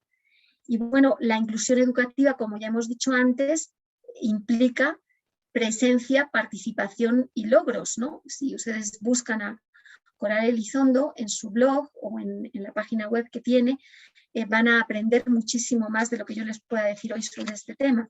Pero sí quisiera decirles que es muy importante cuando nosotros trabajamos con niños de altas capacidades o con cualquier otro niño, preguntarnos si realmente está presente. Es decir, el estudiante debe estar en el aula. Si un chico con altas capacidades de cuarto de primaria, para poder aprender lo que él necesita, tiene que ir a clase de sus compañeros de quinto o de sexto, lo estamos sacando del aula y no está presente. O sea, el DUA viene a dar respuesta a precisamente esta inquietud, ¿no? Por otro lado, tiene que haber una participación activa. Y esta es una clave que además estamos viviendo de manera muy palpable en la modalidad telemática, ¿no? A veces estamos dando una clase, tenemos un montón de cámaras apagadas y silenciosas y que no participan nunca. Y bueno, pues muchos de estos chicos no participan porque no pueden o por puro aburrimiento, ¿no? Y a veces están en clase y no podemos acceder a ellos también de manera presencial. Por eso es fundamental no perder de vista la red afectiva, es decir, la conexión con los intereses y con la motivación de los chicos. Y por otra parte, algo que sí quiero hacer muchísimo énfasis es que es fundamental que los chicos logren cosas, es decir, que sigan aprendiendo. No se trata de incluir para que todos estén presentes y participando, pero que hay algunos que no avanzan al ritmo que ellos podrían porque les cuesta o porque les sobra, ¿no? Entonces yo no puedo permitirme que un chico que tiene muchísima capacidad no mejore, no crezca, no siga subiendo como si hiciéramos peldaños. Igual un chico que tenga dificultades, ¿no? Yo ahora estoy trabajando con una niña que tiene una discapacidad leve, que hace 2 años no sabía leer y estaba siempre en un rincón de clase, y que este año, gracias a la virtualidad, como su madre está a su lado en todas las clases, ha avanzado muchísimo. ¿Qué estaban haciendo en el colegio? Pues muy poquito, ¿no? Eso no era inclusión, era solamente integración. Entonces, tan trágico es que un niño con discapacidad cognitiva no pueda avanzar porque se pasa la clase de lectoescritura coloreando mientras sus compañeros empiezan a escribir, que también para mí resulta muy injusto que un niño que puede ya leer perfectamente tenga que estar recitando Mame mi momú porque es lo que toca ese día, ¿no?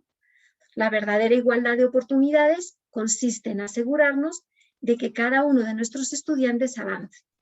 Y el mejor ejemplo para hablar de DUA es irnos a la historia de DUA, ¿no? Y ustedes saben que el diseño universal para el aprendizaje surgió o tiene sus orígenes en los principios del movimiento arquitectónico conocido como diseño universal en los años 70. En esta imagen tienen al arquitecto que fundó el Centro para el Diseño Universal, es Ron Mace, o Mace, cuyo objetivo era diseñar desde el principio espacios que pudieran atender a una variedad de necesidades de acceso, ¿no? ¿Y por qué? Pues porque veían que luego las adaptaciones eran mucho más costosas y poco eficientes, ¿no? Si ustedes piensan en las adaptaciones curriculares que hemos estado haciendo todos estos años, pues sucede eso, ¿no? Que a veces son adaptaciones muy artificiales que no llegan realmente al chico y que además pues resultan muy complicadas, ¿no? Para mí el diseño universal del aprendizaje simplifica mucho, ¿no? Y bueno, en arquitectura, por ejemplo, se dieron cuenta, pensando en la escalera que les enseñaba antes, que beneficiaban no solamente a las personas que iban en silla de ruedas, sino también, por ejemplo, pues a una mamá que llevaba a su bebé en su carrito, a un niño que iba en triciclo, a otro con la bicicleta, a alguien que tenía que transitar con una maleta, o simplemente a alguien pues, que prefería subir por una rampa, ¿no? Entonces, si nosotros logramos hacer eso con el currículum, vamos a conseguir realmente aulas profundamente inclusivas. Y yo creo que esta es una mirada de la educación que vale la pena. Fíjense lo que hizo la arquitectura. Bueno, pues hizo ver que no, o nos hizo ver que no había dos categorías de personas, que las personas no se dividían en con y sin discapacidad, porque la variabilidad era inherente a todos los grupos humanos. También que hay necesidades que no son permanentes o que cambian con el paso del tiempo. Por otra parte, que el concepto de discapacidad fue desplazado de la persona al entorno, es decir, ya no se trata de personas discapacitadas, sino de entornos con barreras. Y esta es precisamente la idea que ha sido la guía fundamental del DUA desde que a fines de los años 80 empezó a desarrollarse en el Centro de Tecnología Aplicada, de la mano de dos autores que ya hemos mencionado antes, que son Rose y Meyer. Ellos dicen, las barreras para el aprendizaje no son, de hecho, inherentes a las capacidades de los estudiantes, sino que surgen de la interacción con los materiales y con métodos inflexibles. Por lo tanto, ellos lo que proponen es que consigamos trabajar un currículum, un medio o medios y materiales que sean accesibles para todos, en donde las TIC, las tecnologías, no son imprescindibles, pero pueden ayudar un montón, ¿no? Y para eso, no me voy a extender, pero ustedes ya saben que en DUA se habla de 3 redes cerebrales. Una red de reconocimiento, que tiene que ver con qué se aprende y por lo tanto con los contenidos. Una red de habilidades y estrategias, que nos lleva a preguntarnos cómo aprenden nuestros chicos y por lo tanto qué destrezas hay que desarrollar. Y una red importantísima, ya lo hemos visto en el tema de altas capacidades, que es la red afectiva y de intereses y prioridades, que tiene que ver con por qué se aprende y cuáles son las motivaciones que cada estudiante tiene, ¿no? Los 3 principios del DUA parten precisamente de estas 3 redes cerebrales que hemos visto así rapidísimo, porque no quiero cansarles, ¿no? Y entonces en el DUA vemos que hay un primer principio, que es el principio de representación, ¿no? ¿Qué quiere decir? Que tenemos que presentar a los estudiantes diferentes modos para darles información, ¿no? No necesitamos presentar todo en un libro de texto o todo por escrito o con una clase magistral, ¿no? Podemos utilizar gráficos, animaciones, videos, contenidos resaltados, glosarios con vocabulario, es decir, todo aquello que les permita el acceso. Y esto lo podemos hacer, si yo pienso en todos los chicos que tengo en mi aula, puedo buscar aquel modo de información que llegue mejor a todos, o bien presentar 2 o 3 formas y que cada cual acceda de la manera que mejor le venga, ¿no? También tenemos el principio de acción y expresión, que quiere decir que es necesario también darles distintos tipos de actividades y modos de expresarlos. Yo puedo presentar algunas actividades que sean obligatorias, pero muchas otras se les puede dar a elegir. Es súper importante para los chicos con altas capacidades, para no perder su motivación, para que no fracasen por falta de interés, darles distintas alternativas. Decirles, mira, este trabajo lo puedes presentar así o lo puedes presentar de otra manera. Y además, desde un punto de vista psicológico, si ustedes se ponen a pensar, un chico siempre va a sentir que tiene más control de su vida y de su situación y se va a sentir más integrado cuando puede elegir. Y también, ¿por qué no?, diferentes opciones para ser evaluados. Porque hay chicos que les ayuda muchísimo una evaluación objetiva con preguntas para marcar, ¿no? Pero puede haber otro que a lo mejor le ayuda más dibujar, o dibujar y escribir, o presentarlo en forma de mapa conceptual, o hacer una presentación de PowerPoint, o hacer una redacción. Entonces, cada vez que nosotros les damos diferentes maneras de trabajar y les permitimos diferentes maneras de ser evaluados, estamos cumpliendo con un diseño universal que da cabida a todos, ¿no? Y luego también tener en cuenta que hay distintas vías para implicarse y que lo que motiva a un alumno a otro puede que no.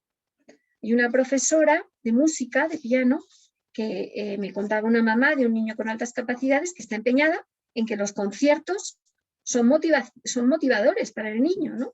Y me decía la mamá, pues es que este niño, a mi hijo es que no le gusta nada. O sea, es que cada vez que tiene que presentarse a un concierto, es que no le apetece nada tocar el piano, es que se aburre, es que no quiere, ¿no? Pero la profesora dale, que es un premio, ¿no? Entonces, no seamos cerrados, ¿no? Cada persona aprende de una determinada manera y puede ser que no a todos les motive lo mismo, ¿no? Finalmente, podríamos decir, bueno, y entonces ahora en concreto, ¿por dónde empiezo yo con este diseño universal del aprendizaje si es que me gusta o me llama la atención? Bueno, pues infórmense y fórmense un poquito porque hay muchísima información, ¿no? Pero comiencen preguntándose, ¿qué aprendizajes tienen ya mis alumnos? ¿Qué es lo que he logrado con todos o con cada uno de ellos, suponiendo que necesite preguntármelo así, ¿no? ¿Qué aprendizajes quiero que logren? ¿Y qué barreras podrían encontrar? ¿No? Porque tenemos que tener en cuenta que la mayor parte de las barreras las ponemos nosotros, los educadores. Puede ser por falta de formación e información, como hemos dicho. Puede ser por nuestras actitudes, porque estamos empecinados en algo y no somos flexibles. Puede ser porque creemos que existe un estudiante promedio. Y decimos, este es normal y este no es normal, ¿no? Cuando eso es muy cuestionable. O puede ser porque buscamos la homogenización del aprendizaje y de los medios de enseñanza. Por ejemplo, utilizando solo el libro de texto y de manera muy rígida, con clases magistrales, o pensando que todos aprenden igual. Rilke, un poeta alemán del siglo XX, decía, haz de tu muro un peldaño. Bueno, pues yo, teniendo en cuenta el diseño universal arquitectónico, les diría, haz de ese muro una rampa. Que ninguno de nuestros chicos quede atrás por falta de oportunidades para seguir creciendo. Y quisiera terminar esta exposición citando a Kierkegaard, filósofo danés del siglo XIX, a quien se considera padre del existencialismo. Y lo hago quizá por las preguntas existenciales que he escuchado y que sé que se plantean muchos adolescentes y jóvenes con altas capacidades. Kierkegaard, en uno de sus discursos, escribió: bajo la bóveda del cielo hay mucho lugar para todos, para que se lancen todo lo alto que quieran. Incluso también el pájaro que vuela a ras de tierra está fundamentalmente en la altura. Muchísimas gracias por vuestra paciencia y por escucharme esta noche. Muchísimas gracias a ti, Mercedes. Ha sido realmente grato escucharte, abrir los ojos, abrir la mente y abrir el corazón también, ¿no? Cuán importante todas las cosas que has mencionado, no solamente para los estudiantes con altas capacidades, ¿no? Muchísimas observaciones, muchísimas recomendaciones que nos das, nos hacen ver cuán importante es el rol del maestro, ¿no? Porque sí, pues es bien cierto que tratamos siempre de homogenizar, de normalizar, de mirar a todos y de medirlos con la misma vara, como se dice, ¿no? Entonces no vemos la individualidad ni para los que están arriba, ni para los que están por debajo del promedio, ¿no? Entonces, cuán importante es mirar a las personas como individualidades, ¿no? Y que gracias que has traído ahora a la ponencia esto del diseño universal de aprendizaje, que también lo hemos trabajado con los profes. Entonces ya tienen una idea también de cómo llevar a cabo, de cómo utilizar esta herramienta tan valiosa para llegar a todos los estudiantes, ¿no? Entonces ha sido realmente muchísimo, muy enriquecedor, muy enriquecedor, ¿no? No sé si tienen algunas preguntas. A mí me han hecho llegar una pregunta por acá. Si alguien tiene alguna duda, alguna pregunta, quiere hacer un comentario, o lo puede escribir por el chat, o de repente levanta la mano si desean. Y yo voy leyendo acá una pregunta. Dice, una persona que ha desarrollado un talento en un entorno cultural A, diríamos, esa misma persona podría no mostrarse talentoso en otro entorno cultural.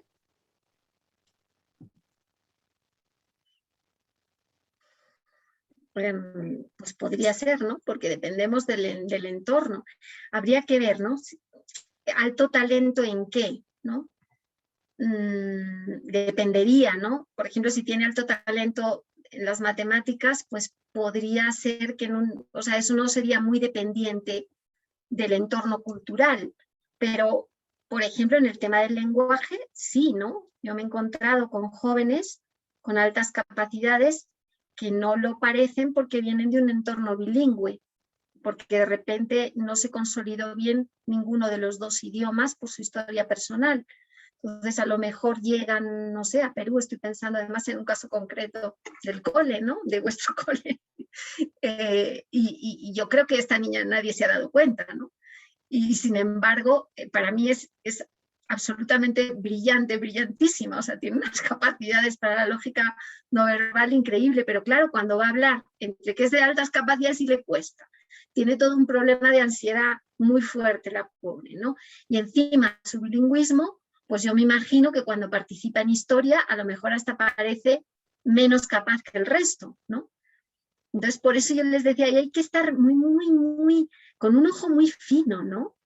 Porque a veces hay gente, incluso también puede pasarnos al revés, ¿no? Que el listillo del grupo nos parece enormemente inteligente y a lo mejor, pues tampoco lo es tanto, ¿no? Sino simplemente es el que más habla o es el mayor, ¿no? Del grado. O sea, dense cuenta que los de abril suelen ser muy despiertos, pero porque son los mayores en edad y hay edades en las que una diferencia de 6 meses es abismal y a lo mejor los de febrero o marzo pues parecen más así y no tiene nada que ver, ¿no? Entonces ahí necesitamos profes muy perceptivos, ¿no?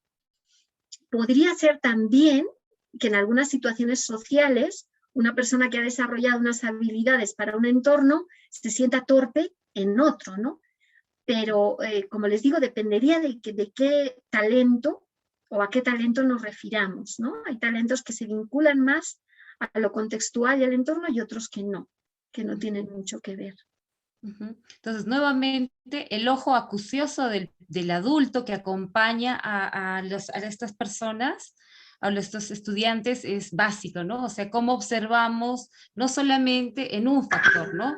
Es el entorno, son las circunstancias también, pueden ser los momentos, entonces son muchos factores para determinar, ¿no? En qué medida este chico puede ser o talentoso o puede ser un prodigio, puede tener una alta capacidad, ¿no? O dónde encontramos sus dificultades. Rocío, la profe nos dice, ¿cómo podemos ayudar a un niño que está diagnosticado con autismo en primer grado, pero además tiene un alto nivel cognitivo? ¿Cómo podemos ayudar? Dice. Bueno, pues es una suerte, ¿no? Que un niño con autismo sea de alto rendimiento o de alto nivel cognitivo, de alta funcionalidad, ¿no? Sí, habría que ver, lo ideal sería, miren, no sé, a mí me parece siempre muy útil la evaluación, ¿no?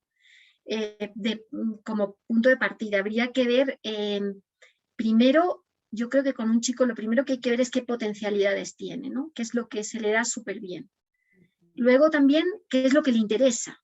¿Qué intereses tiene? ¿No? Porque los niños con autismo a veces suelen tener unos intereses, unas cosas que les gustan más, bueno, como a todos, ¿no? Pero en realidad en ellos suele ser muy marcado, ¿no? Entonces, ¿qué es lo que se le da muy bien? ¿Qué es lo que le interesa? Y luego, ¿qué retos tiene? ¿No? Y qué barreras.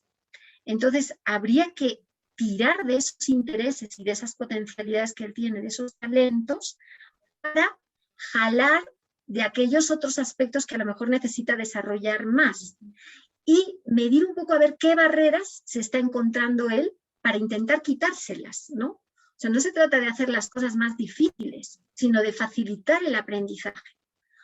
Por ejemplo, si yo estoy trabajando, pues no sé, quiero repasar el tema de los adjetivos y sé que a muchos de ellos, incluido por ejemplo este niño, ¿no?, se olvida siempre de qué es un adjetivo, pues si yo le pongo una actividad en la que le voy a pedir 3 adjetivos para este sustantivo, no me cuesta nada poner una etiqueta. Te recuerdo que el adjetivo es una palabra que nos dice algo sobre el sustantivo, como por ejemplo, tal, tal, tal. Entonces yo le pongo ese POSIT, como si dijéramos en la pantalla, ahora que estamos trabajando de manera virtual, o en una fichita, o en la pizarra, o depende, ¿no?, de dónde estemos trabajando.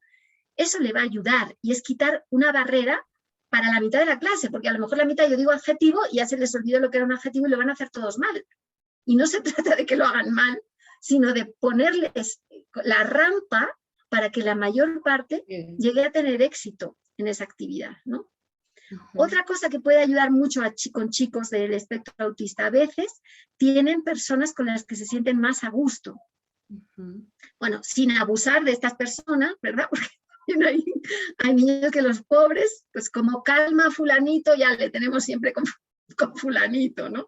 O cosas así, pero sin pasarnos, pero sí podemos intentar que se sienta cómodo cuando trabaja con alguien, ¿no? Que esté al lado de personas que le puedan entender, que le toleren, ¿no? Como para que él se sienta mucho más a gusto. Y luego también una cosa que yo le diría a la persona que ha preguntado, siempre asegúrense de que esa evaluación de trastorno del espectro autista es verdad. Porque en Perú, en los últimos años, yo diría que hace 10 años, se está sobrediagnosticando el autismo, ¿eh?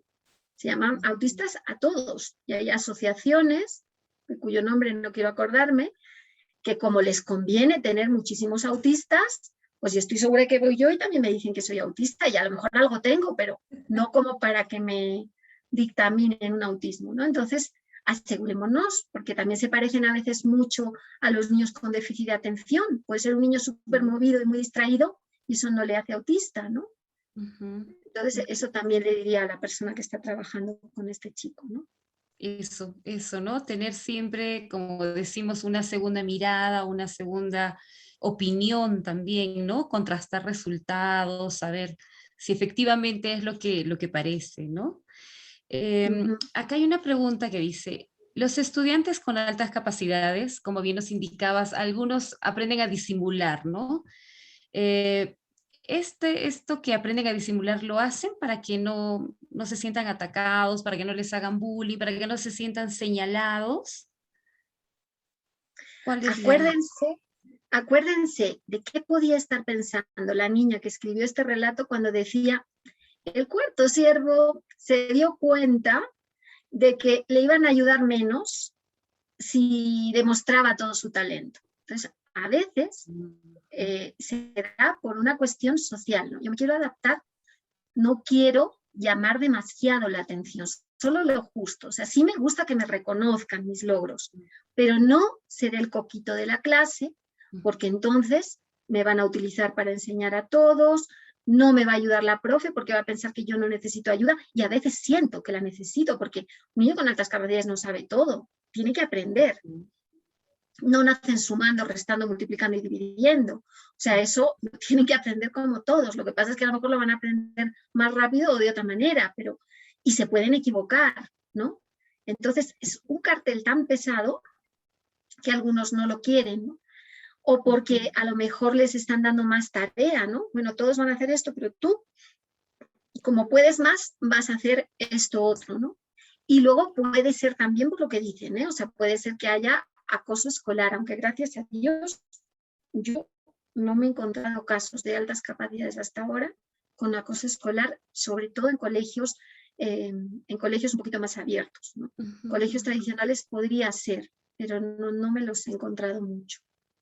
Es que dense cuenta que un niño con altas capacidades también puede llegar a tener una alta inteligencia emocional y muchas habilidades sociales. Entonces, si no le presionamos para que sea con el resto, como el resto, no tiene por qué sentirse fuera de foco, no tiene por qué sentirse mal con el resto, ¿no? O sea, puede no ser el más sociable, pero normalmente son aceptados y queridos, ¿eh? También depende cómo les eduquemos. Pfizer, que a mí me gusta mucho, siempre dice, ¿no?, que los niños con altas capacidades deben desarrollar las fortalezas del corazón.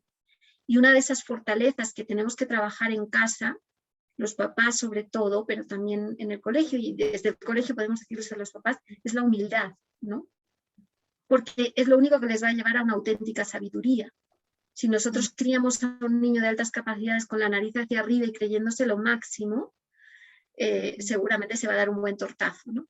Entonces, ¿qué decirles a estos niños? Eso me lo preguntaban hace poco los papás de este niño que les he comentado de 6 años, que el pobre nació en abril. Me decían, ¿y qué hacemos, no? Yo les decía, es que ustedes tienen que hablarles de las altas capacidades como una gran responsabilidad. Tu hijo tienes esto. Entonces, eso es una responsabilidad que tú tienes, porque esto no es para ti. Es para ti un poco, pero sobre todo es para darlo a los demás, para construir un mundo mejor. Y ten en cuenta que una persona con alto talento, con altas capacidades, si no lo cultiva, lo pierde. Entonces, tú ahora puedes ser muy hábil, pero si tú no desarrollas la constancia, el esfuerzo, el trabajo personal, va a llegar un momento en el que tendrás ahí ese potencial dormido, pero serás pues, una persona incluso con dificultades para aprender algunas cosas, ¿no? Entonces, pienso que a lo mejor se puede enfocar así. El acompañamiento desde la casa y desde la escuela es fundamental, ¿no? Sí. Acá hay una pregunta, dice, ¿un estudiante que posee un conjunto de inteligencias múltiples es igual a decir que es un estudiante superdotado? Depende del nivel de esas inteligencias múltiples. O sea, en la valoración de un chico con altas capacidades habría que tener medidas objetivas de diferentes inteligencias. Y si conseguimos un perfil elevado y por encima, muy por encima, por lo menos en el 10% superior, ¿no?, en la mayoría de las capacidades podríamos plantearnos eso. Pero luego habría que ver también otros factores, ¿no? Como yo les digo siempre, fíjense en qué tipo de preguntas hace. No se fijen en su letra, en su caligrafía, ¿no? Porque puede tener la caligrafía de un niño de 5 años y tener 7 u 8, y eso no le hace menos, ¿no? No se fijen en que siempre todo lo que diga sea súper acertado, ¿no? O que siempre dé la respuesta correcta. Fíjense más bien en qué preguntas hace y en cómo razona, ¿no? Y luego vayan viendo, ¿no? Si resulta que el niño, en general, en casi todo, notamos que tiene mucho potencial, pues puede ser que tenga altas capacidades. Entonces, a lo mejor hay que valorarlo, ¿no? Y luego ver también qué logros tiene. Y luego no lo confundan con el rendimiento, ¿no? Porque a veces el que más rinde no es el que tiene más capacidad, sino puede ser el más disciplinado, el más ordenado. Es un niño que tiene una inteligencia, podemos decir, pues dentro de lo normal, ¿no? Pero que tiene unos hábitos de trabajo buenísimos, que es súper disciplinado, que no falta, que presenta sus cuadernos ordenados y con buena ortografía, pues va a tener unas notas muy altas, ¿no? Y a lo mejor hay otro con altas capacidades que es un poco desastre, porque no tiene acompañamiento en casa y es muy indisciplinado y hasta puede tener dificultades, ¿no?, para aprender. Y luego tengan en cuenta una cosa, igual que hay niños con altas capacidades, rubios, morenos y con ojos verdes y con ojos negros, también hay niños con altas capacidades que pueden tener dislexia o trastorno específico de la lectoescritura. Puede haber un niño con altas capacidades que tenga otro tipo de problema de aprendizaje. Entonces ahí necesitamos especialistas que lo puedan valorar, ¿no? Eso.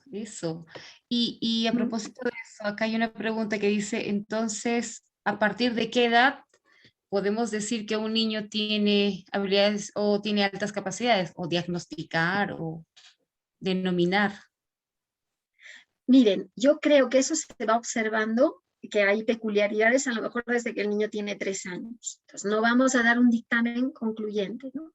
Piensen que es un proceso y es un potencial, por lo tanto, tampoco podemos decir ya, si lo tiene a los 7 ya es para toda la vida, ¿no? Porque va a depender de cómo se le acompañe, ¿no? Piensen que ahora las altas capacidades se ven desde una perspectiva o desde un modelo evolutivo. Ahora, de manera práctica, si yo estoy en inicial de 4 años, soy profesora, y veo un niño que está con un desfase curricular hacia arriba, ¿no? que además hace unas preguntas muy especiales, que tiene una sensibilidad especial, que me llama la atención por lo agudo que es, por su madurez en algunos juicios, etcétera, etcétera, pues voy a contárselo a los papás, voy a decir, oye, sería bueno que lo vean a tu niño, ¿no? Y vamos a ver, pues, cómo va, porque yo le veo con muchas capacidades, no hace falta alarmar, ¿no? Pero sí les podemos decir, a ver, también qué potencial tiene, a mí esto me ayudaría para poder estimularle mejor y tal, ¿no? Entonces puede ser que a los 4 años ya, como ya se pueden pasar pruebas bastante amplias y estandarizadas de inteligencia, pues podamos decir, sí, mira, este niño está pues en el 2% superior o en el 5% superior o lo que sea. Y pasado 2 años o así, sería bueno volver a valorarlo, ¿no? Pero mientras tanto, pues vamos a seguir apoyándolo. Entonces, cuanto antes podamos ir dándonos cuenta, mejor.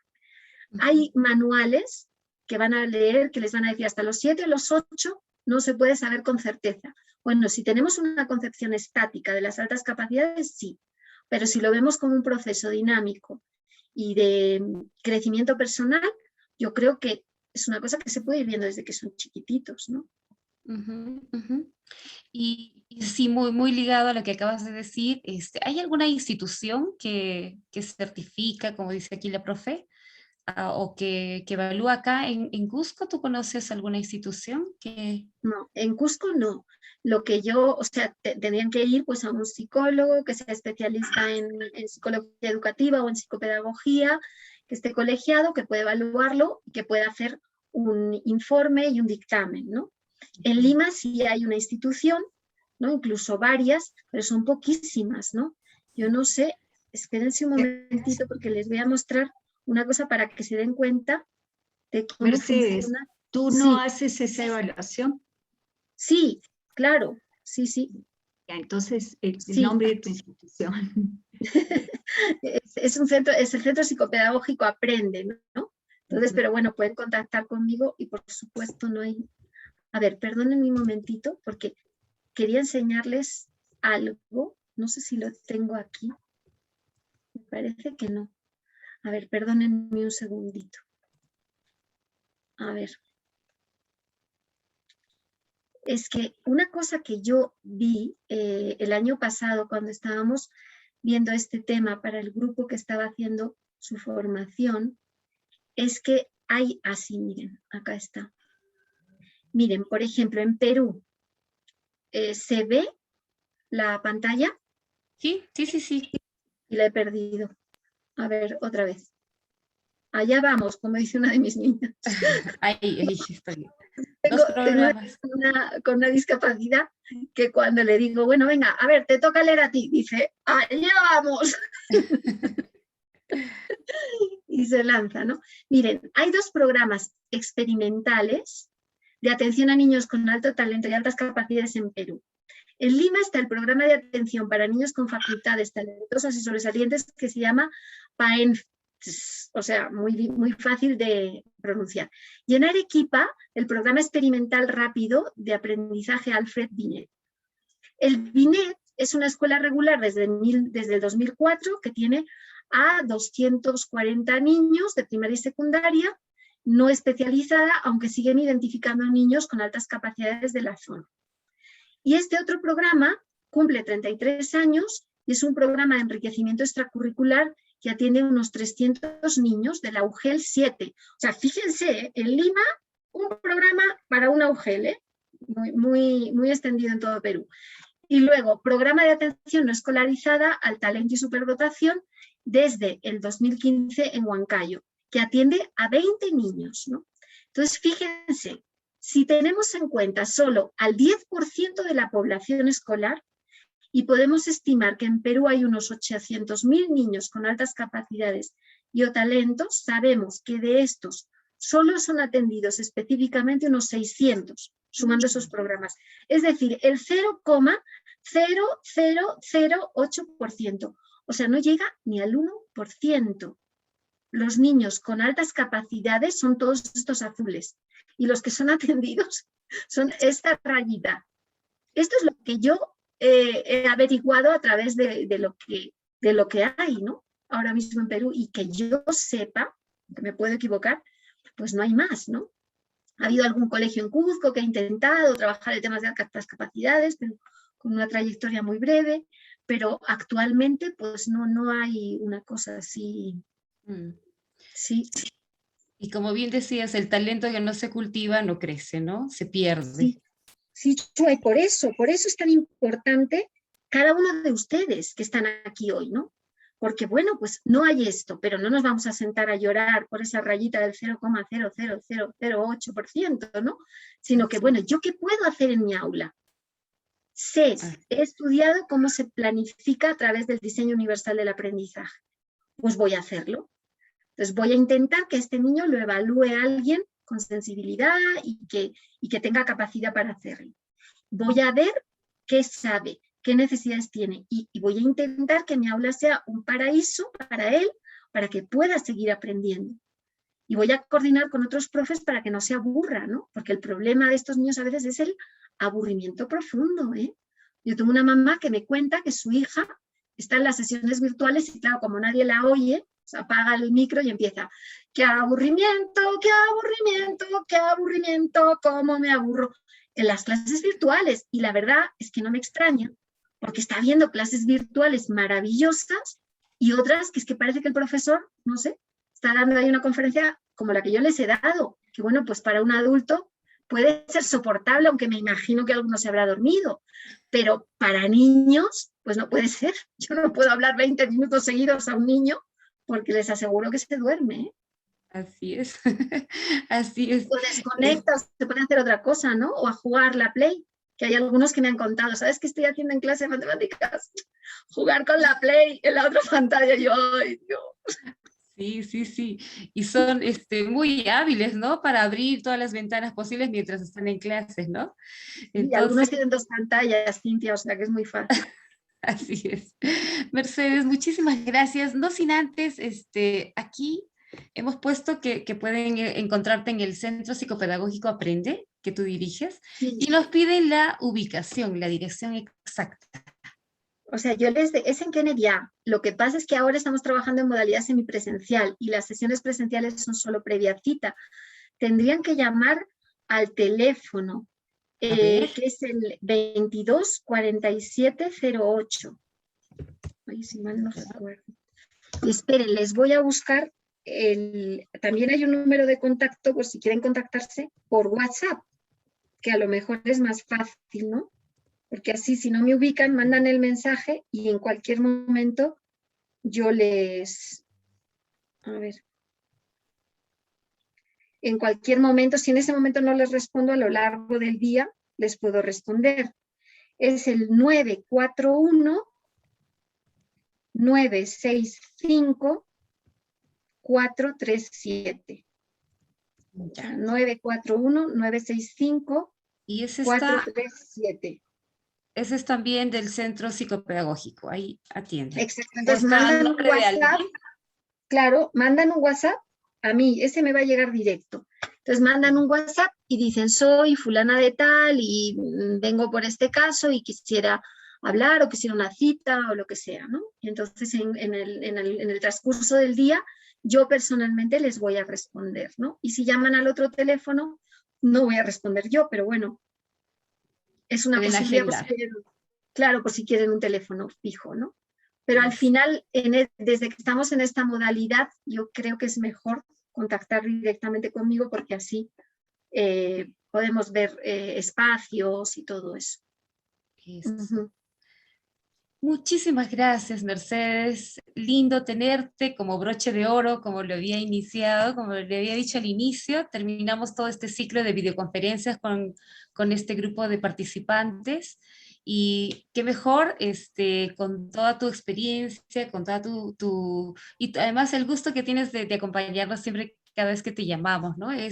Mercedes es una aliada, es una gran amiga de la asociación y ella está con nosotros cada vez que se lo pedimos. Así que muchísimas gracias, Mercedes, una vez más, y gracias a todos los profes también participantes de esta videoconferencia, ¿no? ¿Podemos de repente abrir las cámaras, Clau? Para terminar con nuestra foto del recuerdo. Muchísimas gracias. Gracias también, ¿eh? Gracias, Chua. Gracias, Maricheli, Claudia. Estoy viendo a la profe Emma. Muchísimas gracias, gracias, Hacho. Y gracias a todos, ¿no? Por haber aguantado también una charla tan larga y tan densa. Lo valoro un montón y ojalá que les sirva para seguir estudiando y informándose, ¿no? Y sobre todo para ampliar esa sensibilidad que todos tenemos que tener hacia nuestros niños. Muchísimas gracias a ustedes y también a la Asociación Pubias Ulchis. A ti, muchísimas gracias, Mercedes, muchísimas gracias. Tomamos las fotitos entonces. Hachín, tú también me ayudas, por favorcito. Ok, yo tengo la primera pantalla. No, Ya. sigue. Listo. Bien. Sonrían, sonrían.